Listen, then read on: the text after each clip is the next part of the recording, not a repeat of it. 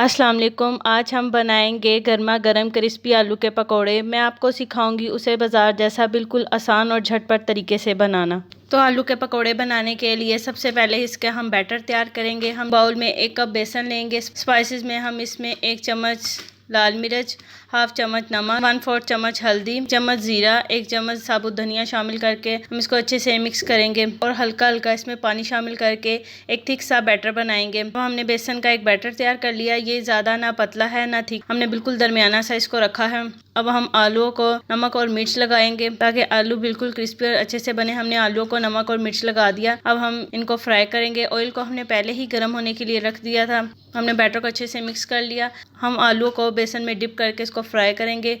हम तमाम आलू को इसी तरह फ्राई करेंगे और देखिए आलू कितने फूल रहे हैं। 1 मिनट बाद हम इसकी साइड चेंज करेंगे और दूसरी साइड को भी 1 मिनट के लिए पकाएंगे। अब आलू गोल्डन ब्राउन हो चुके हैं, हम इसको निकाल लेंगे और देखिए आलू बिल्कुल बाजार जैसे गर्मा गर्म और क्रिस्पी तैयार हुए हैं। आप इसको रायते या केचप के साथ सर्व कर सकते हैं।